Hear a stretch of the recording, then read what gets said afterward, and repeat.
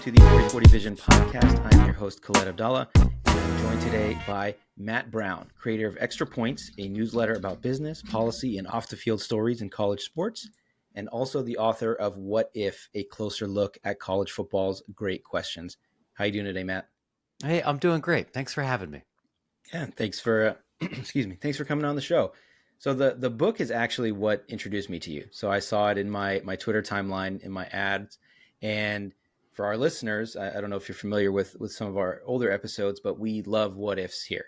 And of course, your what if book caught my eye, so I went down the rabbit hole a little bit, and I decided I got to talk to this guy. So I appreciate you responding to my cold call DM on Twitter to have this conversation, but wanted to talk to you about your book, your newsletter, your love for college sports, maybe some of the more recent what ifs in college football. And of course, I want to touch a little bit on conference realignment and the ever shifting landscape of college football here. But let's take it back. When did your love for college football start? Why is this such a big part of your life? Yeah, it's a good question. I grew up outside of Columbus, Ohio, in a place called Licking County, just east of Columbus. And for those that know the rural or suburban Midwest or know Ohio at all, they know that college football, in particular Ohio State football, is something of a civic religion. Like literally up there with any other institution. And football in general is up there too. I started my career covering high school football in that area, and it's not quite like Texas or maybe parts of Alabama, but it is the kind of place where you can have a town of 5,000 people and have 4,000 people at a game. And so you get caught up in that if you grow up in it. But honestly, I don't think it really began to turbocharge until I left for college. Because I remember as a high school student thinking, I don't think I want to go to Ohio State, because Ohio State is 55,000 people. My name is Matt Brown. I don't want to just be like a number. I wanted to get out of the Midwest. So I spent my freshman year at American University. American University is a private school in Northwest Washington, D.C. It's a school where everybody is trying to like live out their West Wing fantasy. And I thought I was going to go work in politics or work in public policy and everything. AU is a member of the Patriot League. They're in Division I, but they don't have a football team. They don't have a baseball team. They don't have. It's a pretty small athletic department. And I remember feeling surprisingly lonely on fall Saturdays when everybody else on campus was doing other things, and like the NFL was a much bigger deal because so many people from the school came from New Jersey or came from like suburban Baltimore or suburban New York. So there's a lot of people screaming about the Giants and the Eagles, or the Jets. And I was like, what about Saturday? So I felt like I actually became more connected to my Ohio State roots, my sports tradition, as a way of like trying to reclaim some part of who I was in this foreign area. A bunch of things change. I end up transferring to Ohio State, incidentally, to finish my college career. And I think around that point, it was in my blood. I didn't expect to be a working journalist. I didn't go to J school. I kind of fell into this career on the back end, but I don't think it's uncommon for us to reestablish ties to a sports club or a sports tradition if that means something about where we grew up once we leave. For sure. And this is probably a separate question, but why do you think college sports are not that big of a thing kind of in that Atlantic coast area? I mean, you talked about going to school in DC. I've lived in Jersey and Philly, and it's like, I mean, college basketball is kind of a big thing in Philadelphia, but football, I mean, you would think it's such a hotbed in New Jersey, New York, but they just don't really care about it. Why do you think that is? Yeah, and it is funny, right? Because it's a historical show, and this is where college football started. It was born out of the Ivy League. Those were the original national brands, the architects of many of college football's current traditions came out of Harvard, Yale, Princeton, and to some extent non-Ivy League schools in that region. I think there's two reasons, right? High school football, with some exceptions in the parochial system in New Jersey, is not generally as big of a thing in the 95 corridor. Part of that is about space. It's hard to have the infrastructure for football in really urban environments. There aren't that many like city areas that are really fully committed to it. It's easier for basketball to transform there. The other big reason, though, is that those regions generally don't have the same tradition of supporting public universities. Um, Oh, wow. Okay. It's an right, like interesting the angle. Yeah. in the and it's actually interesting here. Like one of the two of the three markets that export the most college students, that send students out of state for school, are northern New Jersey and suburban Washington, D.C. Those are lots and lots of people who do well in school and are going to college, and they don't go to Maryland, they don't go to Towson, they don't go to Rutgers, they go literally everywhere else. The other big place are the western and northern suburbs of Chicago, where Illinois only has one like really elite public institution, and so those people go off everywhere else in the Big Ten, right? You don't have the equivalent of a Michigan or Ohio State in the state of New York. You have a gajillion SUNYs, but it's the private schools that capture a lot of that cultural attention. It's kind of that way in basketball too. It's that way in most of New England, with the possible exception of UConn, somewhat, right? And it's that way, I think, Yeah. really all the way down to Virginia, essentially. So you'd have to make some changes over the periods of decades, I think, if you wanted to replicate the sporting culture in that part of the country. Yeah. That's a really great point. I actually never thought of that. I mean, you talk about, and I'm thinking about some of the schools that are kind of on the border of that area that we're talking about. You brought up Virginia. To me, that's not really the Atlantic coast anymore. You're more in the Oh South no, at that yeah, point. yeah. You know? Virginia's the South. That's Yeah. fair. Like maybe like George Mason is like the dividing line, right? Yeah. Of these two things, like Fairfax There or you go. something. And then like on the west side, I think about like Penn State, that's in Happy Valley. It's like that's not really the Atlantic coast anymore. That's more, the western side of Pennsylvania, which is a little more rural, a little more country. So that definitely tracks. That's a great point. Never thought of that. So let's talk about the book. Yeah, So that's what really caught my eye.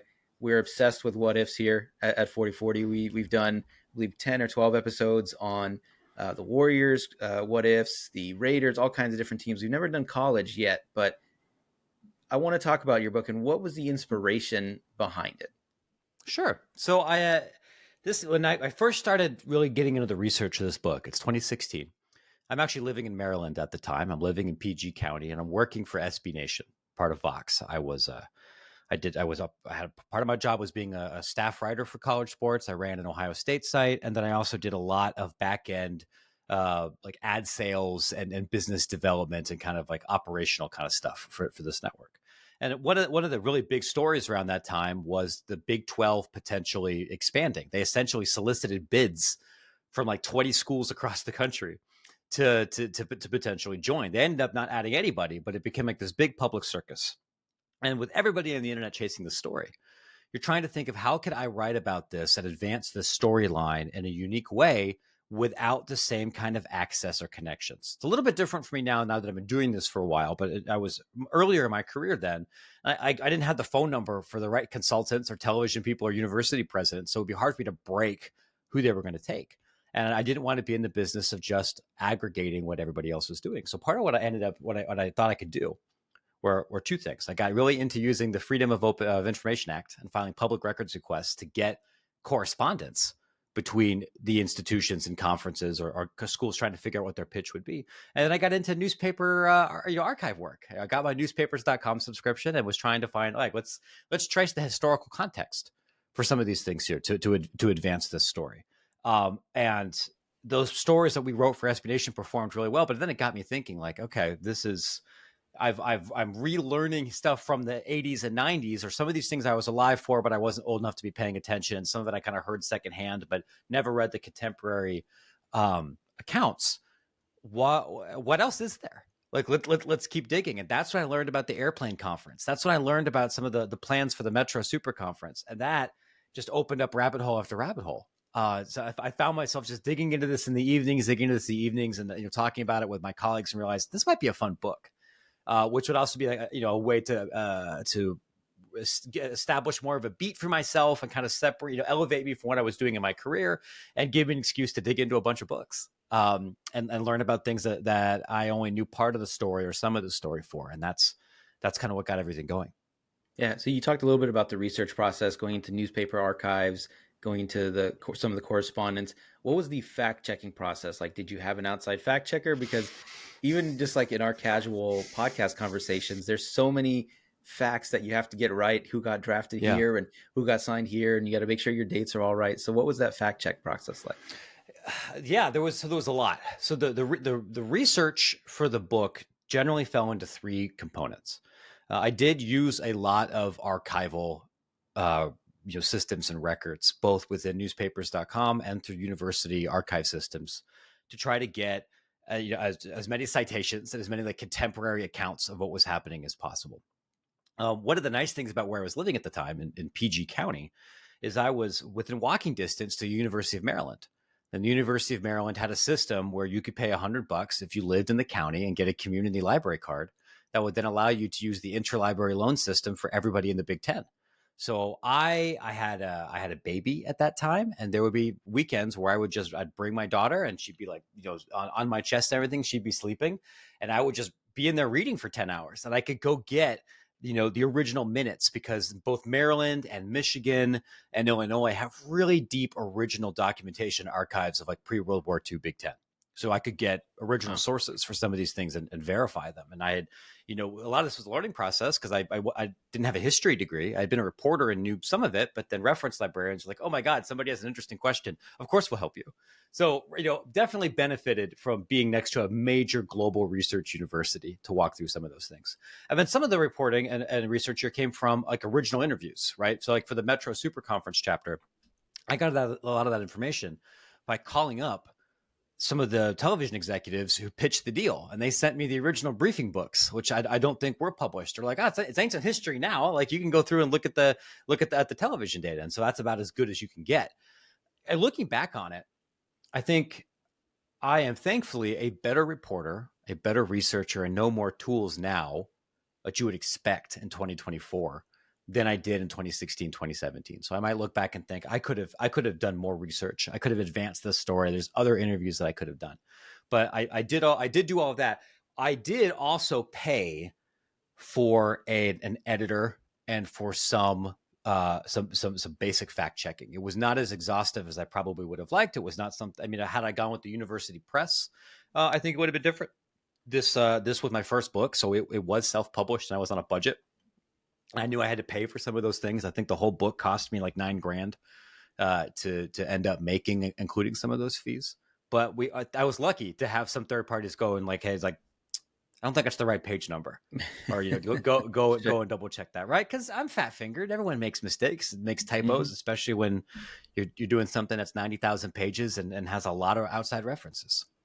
Yeah, I mean, writing a book, especially like this with so much history, is probably a pretty collaborative process. You can't just do it alone. There's a lot of hands that have to be Yeah. in the pot here. So, was there a favorite what if from the book that you'd like to discuss today?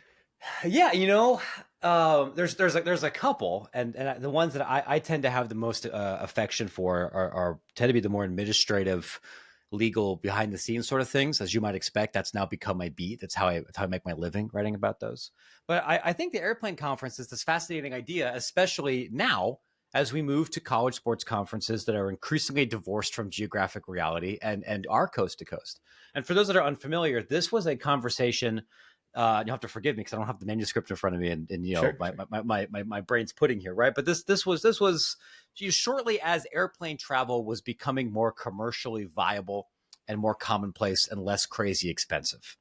This was before the NCAA deregulated television broadcasts. So that money wasn't the same thing here, but you had a collection of major West Coast universities that were unhappy with the Pac-8 and or the proto Pac-8 system, wanting to link up with service academies and the largest Eastern independents and create a national conference. You'd have an East Division, you'd have a West Division, you play the conference championship game in the Rose Bowl, and Wow. be this Okay. complete independent entity. And the newspaper reports and contemporary accounts of these conversations, there were a couple of different permeations of this, but most of them centered around USC and UCLA, Air Force, Stanford, Cal, like the major Western powers in the 50s on one side.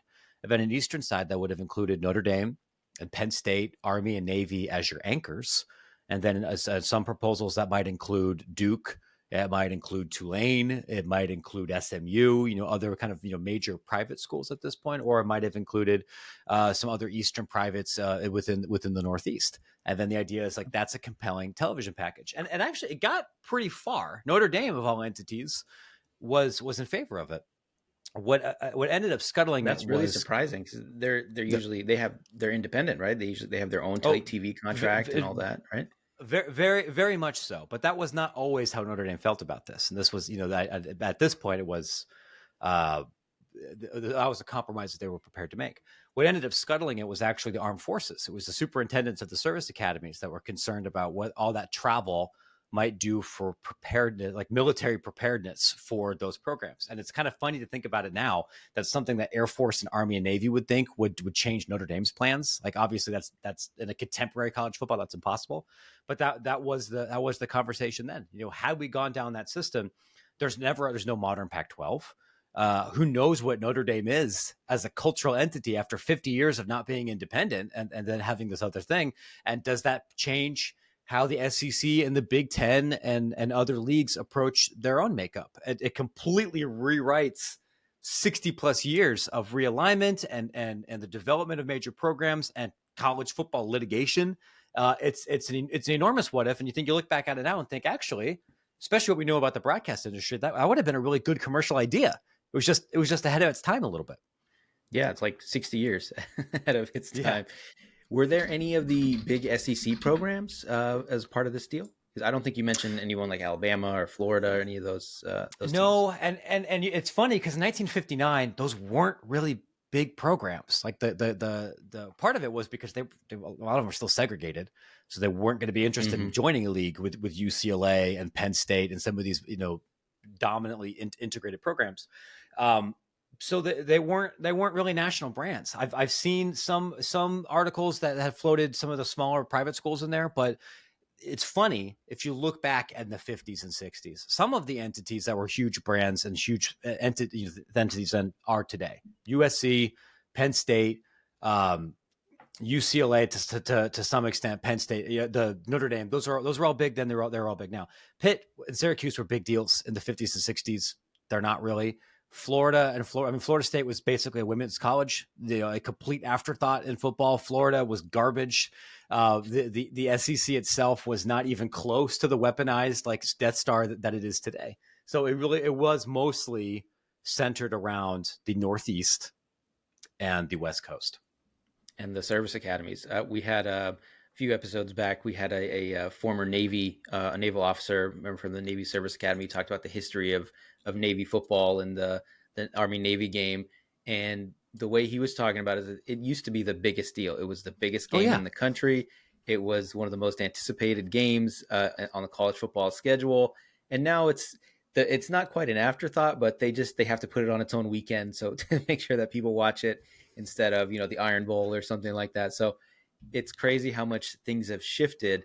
And it seems like all the talent and the focus has shifted from the Northeast and the service academies and those schools down to the South, probably because of desegregation and other things that you mentioned as well. So, oh yeah, that's a huge part of it. Population demographic shift has changed enormously, right? Like Chicago and Minneapolis and Pittsburgh used to crank out NFL players, and now they mostly don't because those players are coming out of Miami-Dade County, metropolitan Atlanta, Dallas, Fort Worth, and Houston. That's where the population is. That's where the investment in infrastructure is. And I think especially really since the 80s is where that's moved. I think the center of the college football universe. Maybe some historians might quibble and say it happened a little bit earlier in that. I kind of point to the resurgence, or not resurgence, the really birth of modern Miami football. And the idea of recruiting as a national, or the idea of Florida as a national recruiting hotbed, that wasn't really a thing until the 80s. And that's really where kind of the center of gravity began to significantly shift. And that's where like the Miami dynasty started happening, the Bobby Bowden, teams. So it makes sense, right? That's where the Florida Gators finally becoming a thing near the end of that decade. Yeah. And now they're just running the show. So were there any what ifs from your book that got major pushback from fans? I know college football fans are some of the most diehard. Did any of them come out? You say, hey, that's not quite how it happened, or no, that's not what would have happened if this scenario played out in such a way? Was there any pushback like that? I think, thankfully there wasn't a ton. What I was most worried about would be pushback from the people or entities involved. And thankfully, overwhelmingly, that wasn't the case. We had like family members of Lavelle Edwards, the old BYU coach that we did a chapter on. Kate Rita wrote me and said, like, no, this is actually really good. There were some things here I didn't know from kind of digging through there. The ones where I think you get the most fan kind of quibbling, I think is the last chapter, or one of the last chapters, about the West Virginia Pitt game in 2007, I think, right? Like the absolutely like bananas crazy college football year. And for some of the ones that are centered around stuff that happens So on the that field. that was the year when there was like 8 national championship contenders, and it seemed like there was a new number one every year. Yeah. Like Rutgers was in the top K-State. 10. Yeah. Yeah. Kansas was awesome. South Florida was awesome. There was the Matt Ryan Okay. BC year. It was a bananas college football season, and one where West Virginia very nearly made the national championship game. And I had posited that, like, had that happened, Rich Rodriguez, their coach, probably doesn't leave. He was candidate for Alabama, and was pretty clearly on his way out, depending on how things go. The number one prospect in the country that year was a quarterback named Terrell Pryor out of Western Pennsylvania. He would have been absolutely dynamite in the Rich Rodriguez system. He ends up going to Ohio State at the last minute, and then eventually leading Ohio State to Big Ten championships there in that system. So it would have changed 4 or 5 major programs in their coaching trajectory. But when you start doing the more on the field stuff, I think you at some level have to depart the realm of hard facts and then just say, like, based on my knowledge of football and what statistics tell us and what we can get from these records, this is my educated guess. And people can argue about that, right? I looked at it and think, I think on a neutral field, the 2007 West Virginia team probably would have beaten Ohio State, who ended up making the national championship game and lost to the 2-loss LSU team. If somebody wants to disagree with me about that, they can. Like, no, none of us can say that we're right or wrong. I could pull up spreadsheets and numbers, and somebody else can yell at me about something else, and that's fine. But in terms of like my legal or historical analysis, or some of the administrative stuff we dug into, I never got significant pushback from any of that, which I think is a positive sign. Yeah, I think you're dealing with facts when you're talking about conference realignment, administrative stuff. But the other things, the on the field, on the court, whatever, you're making reasonable projections, I think, more than anything, because like you said, you talk about, oh, this could have happened on a neutral field and based on what we know and offensive ranking, whatever it might be. So I can see why some fans, especially if they're on the losing end of these what ifs, or maybe they caught a lucky break, they would be a little more sensitive about it. So you said you wrote your book in 2016. I believe it was published in 2017. Yeah. If you would write it today, is there any other more recent what ifs that you would have included in the book? Oh, sure. Yeah. And these are things that I get asked about a lot. I think the single biggest what if is, what if Larry Scott had been successful in poaching Texas and the top half of the Big 12 to create the Pac-16? This got very far down the line. And I actually considered writing about it because I was very contemporary when all this was happening, but I felt like I wasn't going to be able to get people who had firsthand knowledge to be honest with me that close. Like, one of the challenges with realignment is the farther away you get, the more honest people are about what was actually happening and the more original records come out. I think you might be able to write that now. And obviously the Pac-12 would still be in existence. I don't know what the Big 12 would necessarily be or what some of these other leagues would be. But that completely changed the idea of an actual Western college football league. I've had fans ask me about, like, what if Colt McCoy didn't get hurt in the championship game in Alabama, Texas? I'm like, I think Alabama still wins. Looking at the rest of the tape of that game, I don't know how interesting that is one way or another. The Alabama dynasty probably still happens, even if Texas wins that game. That doesn't shift things for me here too much. I think it'd be good to kind of dig into the weeds about some of these recruiting battles, right? Like what happened with Cam Newton. If Cam Newton had stayed eligible, if Cam Newton had taken the money and gone to Mississippi State instead, that would probably be pretty fun. That wasn't something I did as much in this book. What would probably play well in a sequel or an extended edition. So I like your approach of looking at things more big picture versus, like you mentioned, the Cole McCoy injury. A game here or there probably doesn't change things too much unless we are talking about a national title. But again, I do like that approach of looking at conference realignment, recruiting, because obviously Cam Newton was the best player in college football. Probably would have swung some things one way or another if he went to another school. So I like that approach because it gives you a more macro view of things. Maybe if you're looking at it on a team by team basis, maybe you're talking about an injury here, a pulled hamstring here, a coaching decision there. But I really appreciate that view instead. So I want to talk about your newsletter and Yeah. your decision to focus on off the field college football topics. So the description is a newsletter about business, policy, and off the field stories in college sports. Why did you choose to focus on the off the field action versus what's happening between the lines? So some of this is ideological and some of this is just purely pragmatic, right? When when I was working at SB Nation near the end, one of the things that was really a challenge working at a place like that is that we did not have the same access or the same resources as many of our competitors. And coming out of a school like Ohio State, which was where I was who I rooted for, there's like 40 something people on that beat. It's very difficult to write something interesting, unique, or break any kind of news that all of those other people aren't going to be able to get. I'm never going to be the guy that Urban Meyer or Ryan Day texts compared to the other guy, somebody at ESPN or Yahoo or CBS or Fox or anything, right? Or these rights holders. SB Nation didn't own any broadcast rights. So we realized that if we were going to be profitable and if we were going to grow as writers and build an audience, we had to do something that was different. Before becoming a college football reporter, I worked in politics. I taught elementary school. I had my mother was a college professor. I had worked in and around higher education and in policy in some of these places. So I think I had both an interest and a like vocabulary and depth of experiences that made it easier for me to cover these things. And I also realized that like there's not as much competition in that space. I got laid off during the pandemic, 2020. Most of the sports team at Vox Media got ditched. And I'm living in Chicago at this point. I'm married. I've got small children. I couldn't go work for the Chicago Tribune or Sun-Times because there's no jobs, man. Like there still kind of aren't jobs. So I decided to go into business for myself. And one of the really cool things about running a newsletter business, this is somewhat true in podcasts, and I think it's true for anybody that's trying to primarily earn a living through subscriptions rather than programmatic ad revenue, is I don't have to care about scale. I don't need to write something that ever gets 100,000 page views. I write about real nerd stuff. But if the right people are reading it and they're willing to pay for it, I can have a very nice living with a relatively small audience.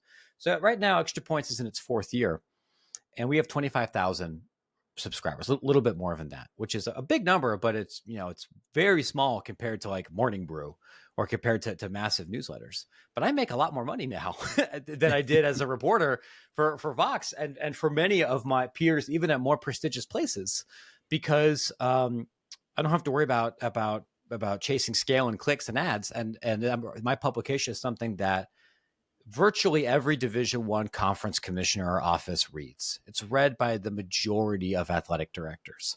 It's read by a lot of people that work in this industry. So I can chase a more B2B audience where people are willing to pay for it because they need to know this stuff. It helps them become better at their jobs. And the more I do it, honestly, the more interested I am in it, because I think even just off the field stuff is such an enormous beat. And there's so many dang schools. I write a lot about mid and low majors. We're sponsoring a Division III bowl game this year. Like we're trying to get beyond the Ohio States, which is ironic given my own history. And that's led to a more sustainable, healthy business. I have a few follow-up questions on that, but I think Yeah. I definitely want to talk about the chasing the clicks and the scale of that thing. I used to work for Fansided, so once upon a time we were competitors. I was editorial director of Fansided Soccer, and I was managing a site there. And there was nothing more frustrating than, you write an article, you pour your heart and soul in it, you do research, and it gets, I don't know, 10,000 views. And then you put out some, junky news piece about some tweet that goes viral or something like that, and that gets 100,000 clicks. And It's just, you're constantly chasing that. There's no consistency because, again, you don't know how people are going to react. You don't know what's going to go viral, what's going to catch on, and what's not. So I can definitely appreciate the struggle in trying to chase people's attention. So as far as the subscription model and the fact that you were able to build this up to where you said, athletic directors are reading it and stuff like that, how did you go about growing it? Did you have an established audience from your SB Nation days that you were able to leverage, or did you go about it in a different way? Yes. So I did have it. I did have an audience, and I joke about this, right? Like I think I had 15,000 Twitter followers when I started. I had this book had already been written. I had some audience, but the joke was I wasn't even the most famous Matt Brown writing about college football. There was my doppelganger for at the Athletic was probably a little bit more high profile then. And I didn't have the money at that point to do a lot of paid audience acquisition. So we grew pretty quickly with Extra Points because I part of it was the strength of the content. It was stuff that nobody else was doing. The fact that it launched during COVID, when off the field stories were a major conversation. The now legal analysis and NIL, like we were really at the forefront of those things. I was paying athletes to promote the newsletter, doing NIL deals before many of these national, I think, entities really got around to wrapping their heads around this topic. So that helped. And we pushed referrals and word of mouth a lot too, particularly within our industry audience. It was slow, right? I think we made $35,000 the first year, and it didn't replace my Vox salary until probably year 2.5. But once you, I mean, like I think starting from zero is very, very hard. I was starting from like 2,000.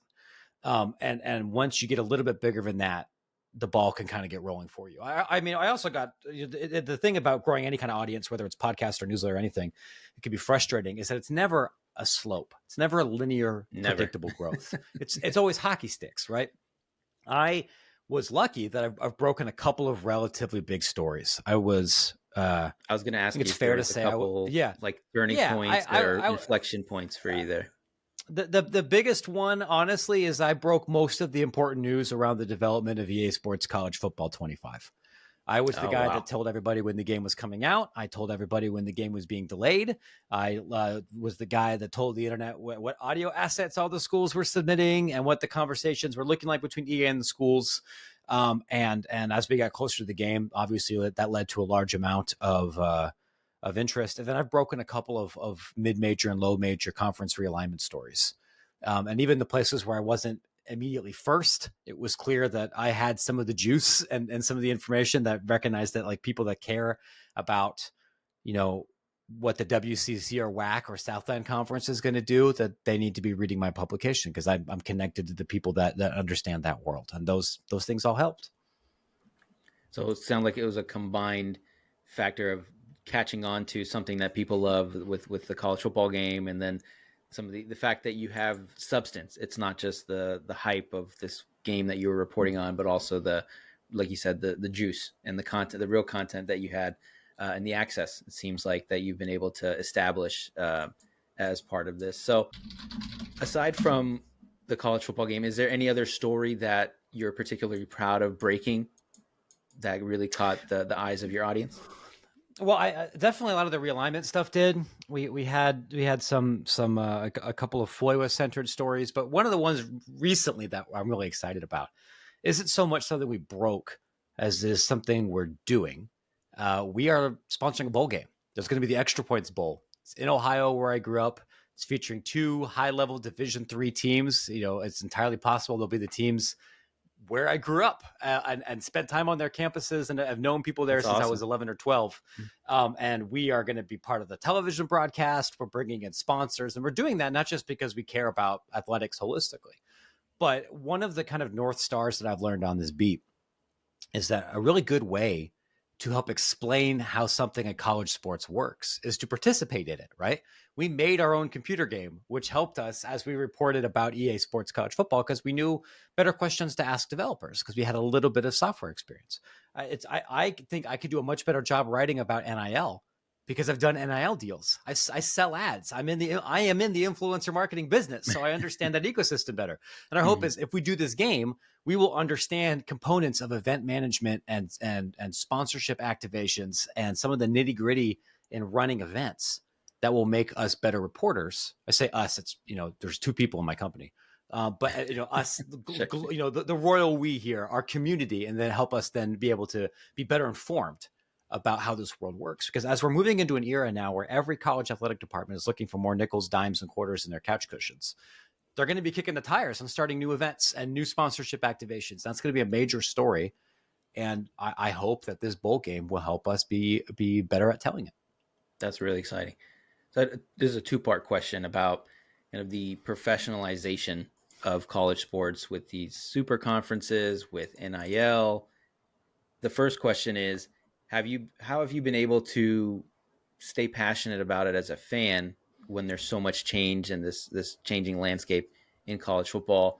And the other question is, as a reporter, how have you been able to stay on top of again, this ever shifting landscape? The reporter part's hard, right? Because it does change all the time.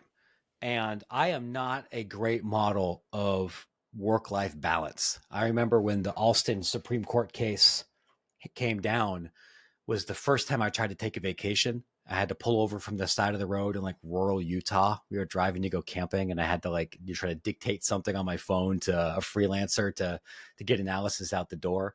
Um, it used to be earlier in my career that there would be a legitimate off season and where the news cycle would slow down enough that you could kind of downshift or focus on other things. On my beat now, there is no off season because realignment and legal changes and business stories and a lot of other stuff happens from April until August. And if anything, my world actually slows down a little bit in the fall compared to maybe how it is in the summer. But I take copious notes. I have a Trello board on my computer here that I use to track potential stories and drag them around as I'm working on them. And that's a big part of why I'm on the phone so much every day, because I'm essentially trading information with other ADs or other reporters or people in this world to try and understand things the best I can. I don't have a deep knowledge of every component because off the field is enormous, but I'd like to think now. I don't know enough about the law to pass the bar, but I know now. I know enough to be dangerous in a CLE class about antitrust, I think, right, or about contract law, just because that's become such a big part of my life. As for being passionate, it's funny you mentioned that because this is actually a reoccurring conversation I have with people that work in this industry, and it can be easy to lose that. Your relationship with college football or anything, if you make your hobby your job, is always going to change. I am not a fan the same way that I was in 2005. I can't be. I know where the bodies are buried, right? I've met, Sure. there's people at Ohio State I don't like, and there's people at Michigan I really do or Uh-huh. respect, and it's like that's part of the deal. Um, you have to find ways to not constantly be on the catastrophe beat and find other things about the industry or about what's going on that are interesting. And I think you also have to remind yourself why you got engaged in the first place. And I think my historical research in this book project actually helped in that regard, because I'm not so bummed out at the professionalization of the sport, because I know enough to know it was never amateur. We've been cheating and doing NIL deals and also NIL deals, as I make air quotes here, since 1903. Right? If you look at the 1929 Carnegie report about about professionalism and amateurism in college athletics, looks like it could have been published by the Knight Commission last week. Mm-hmm. It's extremely contemporary. So I don't want to clutch pearls or freak out over a lot of the changes now, knowing that I didn't have to buy into the myth that many people did. There are things that are really positive about some of these changes. There's things that are negative, and my hope is with my coverage that I can engage with those head on without nostalgia or without rose-colored glasses, and just say, like, this is what's happening, this is what it means, and I'll let you make the decision about whether you want to still be a fan or not. Mm-hmm. I love that approach. I mean, I obviously don't have anywhere close to the historical knowledge that you have about the seedy underbelly of college sports, but I think anyone that has followed college sports at any level understands that all this stuff was happening in the backgrounds, whether it was a envelope full of cash, a sweetheart deal at a car dealership, something like that. There was always something happening in the background to get players to play for schools that maybe that wasn't their first choice or second choice or whatever. So I think it's a net positive that everything's out in the open.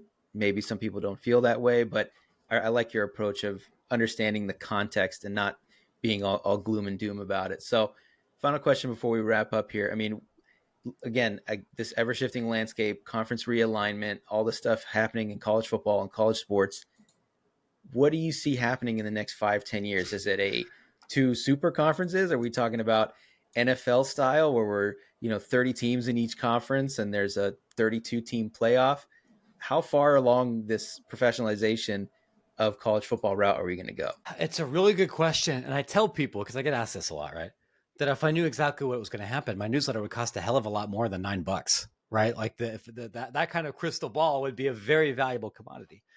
I am not super confident about the final destination because I think there's ways that Congress could kind of change the trajectory of where this is going. But we are reaching an inflection point soon where the idea that we can have a unified Division One of a 357 schools or whatever the number is, that are following most the same rules, competing for the same championships. I think that's a fiction, and I think that goes away before the next 5 years. Whether we have a secondary division of teams that are doing revenue sharing, a secondary division of explicit professionals. We simply have 100 schools leave Division One and create their own thing. I think all of those things are possible.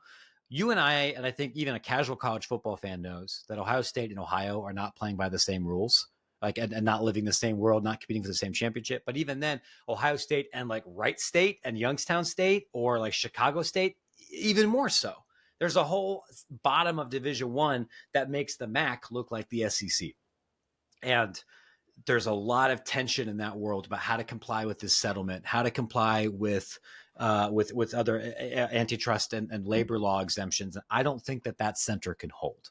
No matter what ends up happening, I legitimately don't know if we have a Premier League of 26 teams or 80 teams or 104 teams or something else. That I don't know, but I'm pretty confident that beyond the revenue sharing plan that is potentially going to be certified here by Judge Claudia Wilken in a few months, I think there will be more players paid directly by the schools themselves, and not just in football. Yeah. So I don't think you'll ever have a shortage of content and news stories to cover with the way things are changing and moving. So I definitely will not. Yeah. And speaking of content, where can people find your newsletter and how do folks sign up? You can find my newsletter at extrapointsmb.com. That's a 4-day-a-week newsletter. 2 of those are completely free. 2 of those are behind a subscription paywall. It's $9 a month, or I think $84 for the year, unless you catch it on sale. You can find me on Twitter at MattBrownEP, and the book is What If? A Closer Look at College Football's Great Questions. You can find that on Amazon or wherever you buy books, but if you buy a paid subscription to Extra Points, I'll give you an ebook for free.